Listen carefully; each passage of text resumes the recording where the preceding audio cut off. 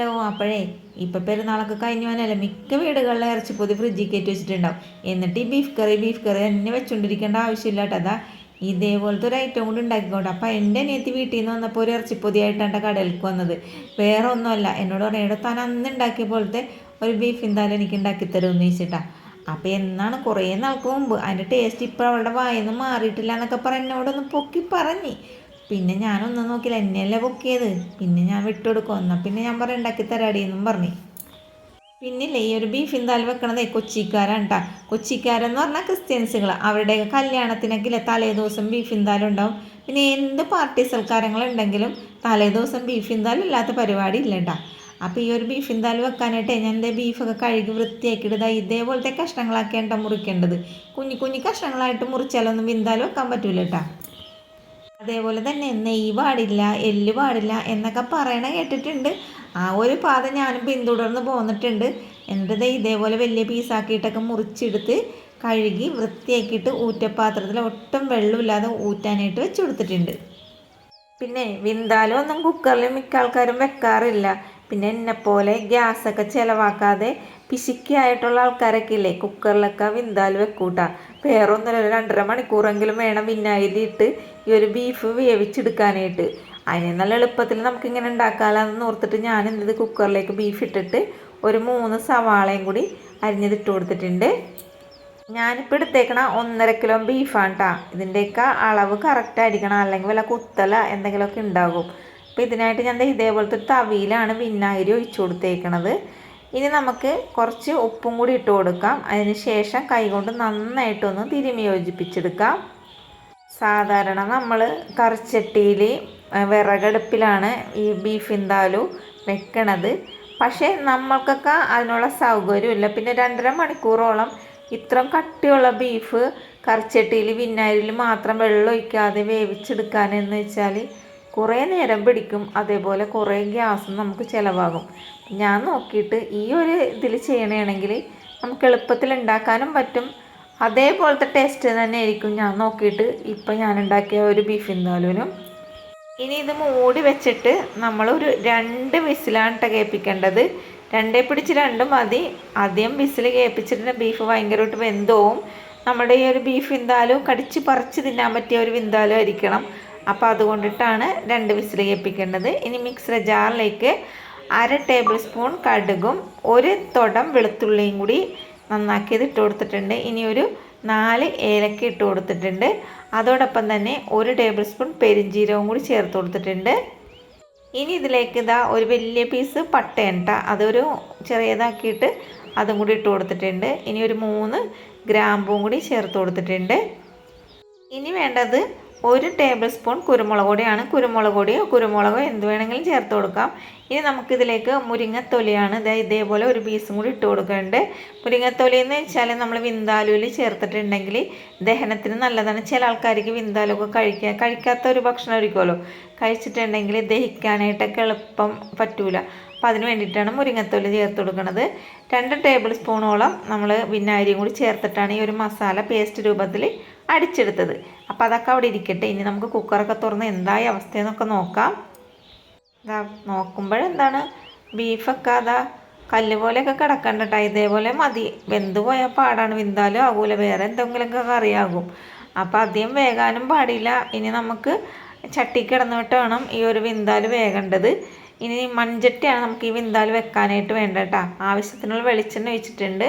ഇനി ഇതിലേക്ക് 1 തുടം വെളുത്തുള്ളി അരിഞ്ഞതും 1 പീസ് ഇഞ്ചി അരിഞ്ഞതും കൂടി ചേർത്ത് കൊടുത്തിട്ടുണ്ട്. ഇഞ്ചി വെളുത്തുള്ളിയൊക്കെ അവിടെ നിന്ന് മൊരിയട്ടെ. ലോ ഫ്ലെയിമിൽ ഇട്ടിട്ടുണ്ട്. ഇനി ഒരു പാത്രത്തിലേക്ക് നമ്മളിതിൽ മഞ്ഞപ്പൊടി അധികം ചേർക്കാറില്ല, ഒരു നുള്ളു മഞ്ഞപ്പൊടി ചേർത്ത് കൊടുത്തിട്ടുണ്ട്. കളറിന് വേണ്ടിയിട്ട് 3 ടേബിൾ സ്പൂണോളം കാശ്മീരി മുളക് പൊടിയാണ് ചേർത്ത് കൊടുത്തേക്കണം. അതേപോലെ തന്നെ എരിവിന് വേണ്ടിയിട്ട് 2 ടേബിൾ സ്പൂണ് എരിവുള്ള മുളക് പൊടിയും കൂടി ചേർത്ത് കൊടുത്തിട്ടുണ്ട്. ഇനി 1 ടേബിൾ സ്പൂണ് മീറ്റ് മസാലയും ചേർത്ത് കൊടുത്തിട്ടുണ്ട്. എന്നിട്ട് നോക്കുമ്പോഴെന്താണ് നമ്മുടെ വെളുത്തുള്ളി ഇഞ്ചിയൊക്കെ ഇതേപോലെ മൂത്തിയിട്ടിട്ടുണ്ട് കേട്ടോ. ഇതിലേക്ക് നമ്മൾ എന്ത് ചെയ്യണം, അരച്ച് വെച്ചിരിക്കുന്ന മറ്റേ പേസ്റ്റില്ലേ മിക്സി കാണിച്ചത്, അത് ചേർത്ത് കൊടുക്കുന്നുണ്ട്. ഇനി അതെല്ലാം കൂടി ഒന്നും കൂടി ഒന്ന് മൂത്ത് കിട്ടട്ടെ. അപ്പം നമ്മൾ ലോ ഫ്ലെയിമിൽ തന്നെയാണ് കേട്ടോ തീയിട്ടേക്കണത്. ഇനി നമ്മൾ നേരത്തെ എടുത്ത് വെച്ചേക്കണ ആ മസാലക്കൂടിലേക്ക് കുറച്ച് വിനാഗിരിയൊക്കെ ഒഴിച്ച് കുഴച്ചെടുക്കാം. വെക്കം വെക്കം പണി തീരണ്ടേ. അപ്പം ഞാനിപ്പോൾ ആ കയ്യിൽ കാണിച്ചില്ലേ, ആ കയ്യിലിങ്ങ് 2 കയ്യിൽ വിനാഗിരിയാണ് കേട്ടോ ചേർത്ത് കൊടുത്തേക്കണത്. നമ്മളുടെ എല്ലാ മസാലയും വിനാഗിരിയിൽ വേണം കുഴച്ചെടുക്കാനായിട്ട്. ഈ ഒരു വിന്താലിൽ ഒട്ടും വെള്ളം ഒഴിക്കാതെയാണ് കേട്ടോ നമ്മൾ ഉണ്ടാക്കണത്. അങ്ങനെ തന്നെ വേണം ഉണ്ടാക്കാനും. അപ്പം ഇനി ഇതേ നമ്മളുടെ മുളക് പൊടിയൊക്കെ നന്നായിട്ടൊന്ന് യോജിപ്പിച്ചെടുത്തിട്ടുണ്ട്. അപ്പോൾ ഈ വിനാഗിരി ഒഴിച്ചിട്ട് തന്നെ വേണം കേട്ടോ മസാലയൊക്കെ കുഴച്ചെടുക്കാനായിട്ട്. ഇനി നമ്മൾ ആ മൂത്ത് കിടക്കണ ഇഞ്ചി വെളുത്തുള്ളി ആ ഒരു സംഭവമില്ലേ, അതിലേക്ക് ഈ കുഴച്ച് വെച്ചിരിക്കുന്ന മസാലക്കൂട്ടും കൂടി ചേർത്ത് കൊടുത്തിട്ടുണ്ട്. മസാലയൊക്കെ ഇട്ടതിന് ശേഷം നന്നായിട്ട് കൂട്ടി യോജിപ്പിച്ച് മൊരിയിപ്പിച്ചെടുക്കണം. അപ്പം ഈ ഒരു വിന്താൽ വെക്കാനായിട്ടില്ലേ, ശരിക്കും പറഞ്ഞാൽ നന്നായിട്ട് വെളിച്ചെണ്ണയൊക്കെ വേണം.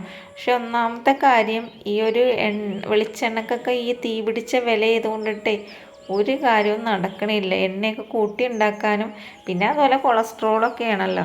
അപ്പം ഞാനൊരു കാര്യം കണ്ടുപിടിച്ചിട്ടാ, ശരിക്കും പറഞ്ഞാൽ ഇതിൽ നെയ്യൊന്നും ഇടാൻ പാടില്ല. അപ്പം ഞാൻ എന്ത് ചെയ്യുന്നതാണ്, ബീഫിൽ ഇത്രത്തോളം നെയ്യ് കിടന്നേച്ചി ഞാനത് കളയാനൊന്നും തിന്നില്ല. വേറൊന്നുമല്ല, നമ്മൾ ഈ നെയ്യിട്ട് ഈ ഒരു മസാല ഇങ്ങനെ മൂപ്പിക്കുമ്പില്ലേ, വെളിച്ചെണ്ണ ഇല്ലാത്തത് കൊണ്ടിട്ട് അടി പിടിക്കാൻ സാധ്യതയുണ്ട്. അപ്പം ഞാൻ നോക്കിയപ്പോൾ ഈ ഒരു നെയ്യ് ഇട്ട് കഴിഞ്ഞിട്ടുണ്ടെങ്കിൽ ഒട്ടും അടി പിടിക്കൂല, അതിലൊരു നെയ്മയം പോലെ ഉണ്ടാകുകയും ചെയ്യും. അങ്ങനെ ഞാൻ എന്ത് ചെയ്ത് അങ്ങനെയൊക്കെ ഇട്ട് കൊടുത്ത് നമ്മുടെ മസാലയൊക്കെ നന്നായിട്ട് മൂപ്പിച്ച് അതിൻ്റെ ഇടയിൽ എന്ത് ചെയ്ത് കുറച്ച് കറിവേപ്പിലയും കൂടി ഇട്ട് കൊടുത്തിട്ടാ. ഞാൻ നോക്കുമ്പോഴേ ഒന്നോർത്താൽ നല്ല കാര്യമാണ് കേട്ടോ, ആ നെയ്യ് കളയേണ്ട ആവശ്യമില്ലല്ലോ. അപ്പോൾ ദേ ഇനി ഞാൻ ഈ ഒരു ബീഫ് വേവിച്ചതും കൂടി ഇതിലേക്ക് ചേർത്ത് കൊടുത്തിട്ടുണ്ട്. പിന്നെ വെളിച്ചെണ്ണക്ക് ഭയങ്കര വില, 1 കിലോ 400 രൂപയാണ്. അതുകൊണ്ടിട്ടാണ് ഞാൻ ഈ വിന്താലിൽ നെയ്യിട്ട്. സാധാരണ ആരും നെയ്യൊന്നും ഇടാറൊന്നുമില്ല. പക്ഷെ എന്ത് ചെയ്യാൻ പറ്റും, ഈ വിന്താൽ വെക്കണമെങ്കിൽ കുറേ എണ്ണയും വേണം. എണ്ണയൊക്കെ നല്ലോണം തെളിഞ്ഞ് നിൽക്കണം. ഞാൻ നോക്കിയിട്ട് ഈ ഐഡിയ നല്ലതാണെന്ന് എനിക്ക് തോന്നി. ഈ ഐഡിയ നല്ലതാണെങ്കിൽ ഒന്ന് കമൻ്റ് ഇട്ടേക്കണേട്ടാ. അങ്ങനെ ഞാൻ ഇളക്കി കൂട്ടിയിട്ടേ മൂടി വെച്ച് കൊടുത്ത് ഇടയ്ക്കിടയ്ക്കൊക്കെ മൂടി തുറന്ന് ഇളക്കി കൊടുക്കണം കേട്ടോ, അല്ലെങ്കിൽ വല്ല അടി പിടിക്കും. ഒന്നാമത്തെ മൺചട്ടിയുമാണേ. അങ്ങനെ ഞാൻ 1-2 പ്രാവശ്യമൊക്കെ ഇളക്കിയും കൂട്ടിയും തിരിച്ചും മറിച്ചൊക്കെ ആയിട്ട് ഇതേ ഇങ്ങനെ ആക്കി എടുത്തിട്ടുണ്ട് കേട്ടോ. ഇനി ഒന്നും കൂടി ഇത് കുറുകാനുണ്ട്. അപ്പം ഞാൻ നോക്കിയപ്പോഴേ ഒന്നും കൂടി ഒന്ന് കുറുകി കിട്ടാൻ വേണ്ടിയിട്ട് പിന്നെ ഞാൻ മൂടി വെച്ച് കൊടുത്ത് അങ്ങനെ കുറച്ച് സമയത്തിന് ശേഷം പിന്നെ മൂടി തുറന്നപ്പോൾ നമ്മുടെ വിന്താലൊക്കെ കൂടെ സെറ്റായിട്ടുണ്ട്. നല്ല കുറുകി ഗ്രേവിയോടുകൂടി കിട്ടിയിട്ടുണ്ട്. ഈ ഒരു വിന്താലും ഇല്ലേ, ഈ ഇറച്ചിക്കറിയൊക്കെ കൂട്ടണമല്ലോ കുറേ വാരി കൂട്ടരുത് കേട്ടോ. നമ്മൾ ചോറ് കഴിക്കുന്ന സമയത്ത് ഒരു പീസും അതിന് കുറച്ച് ഗ്രേവിയും അങ്ങനെയാണ്. അതേപോലെ തന്നെ ഇല്ലേ, ഇത് എത്ര ദിവസം വരെ ഇരുന്നാലും ഈ ഒരു വിന്താൽ ചീത്താവൂല. അച്ചാറൊക്കെ പോലെ ഇല്ലേ, അതേപോലെ തൊട്ട് കൂട്ടാൻ പറ്റിയതാണ് കേട്ടോ. ഒരു കഷ്ണവും കുറച്ച് ഗ്രേവി ഉണ്ടെങ്കിൽ ഒരു വറ ചോറ് കഴിക്കാം, അത്രയും ടേസ്റ്റാണ്. സാധാരണ വിന്താൽ വെക്കണത് മൺചട്ടിയിൽ മറ്റേ വിനാഗിരിയിൽ ഒക്കെ വേവിച്ചിട്ടാണ്, അതായത് കുക്കറിലിട്ടൊന്നും വേവിക്കൂല.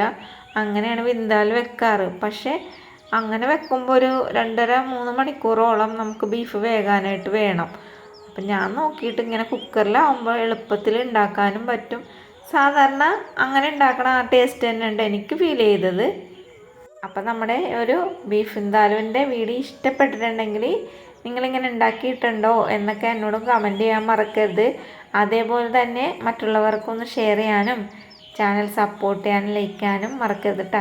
പിന്നെ ഒരു കാര്യം മറന്നു കേട്ടാ, എനിക്ക് 50K ഫാമിലി ആയിട്ടുണ്ട്. എല്ലാവരുടെയും സപ്പോർട്ട് കൊണ്ടിട്ടാണ് ഞാൻ ഇത്രത്തോളം എത്താനായിട്ട് പറ്റിയത്. ഇനിയും നിങ്ങളുടെ സപ്പോർട്ടുകളൊക്കെ ഞാൻ തുടർന്നും പ്രതീക്ഷിക്കുന്നുണ്ട്. സാധാരണ നമ്മുടെ വീഡിയോ എപ്പോഴും ചെറുതായിരിക്കും, പക്ഷേ വിന്താലുവിൻ്റെ കാര്യങ്ങളെല്ലാം നിങ്ങൾക്ക് പറഞ്ഞു തരണ്ടേ, അതിന് വേണ്ടിയിട്ടാണ് ഞാൻ ഇത്ര ലെങ്ത്ത് കൂട്ടി എടുത്തത്. അപ്പം നാളെ നല്ലൊരു വിഭവമായിട്ട് ഞാൻ നല്ലൊരു വീഡിയോ ആയിട്ട് ഓടി എത്തുന്നതായിരിക്കും. ഇത്ര നേരം നമ്മുടെ വീഡിയോ കണ്ടതിന് ഒരിക്കൽ കൂടി താങ്ക് യു.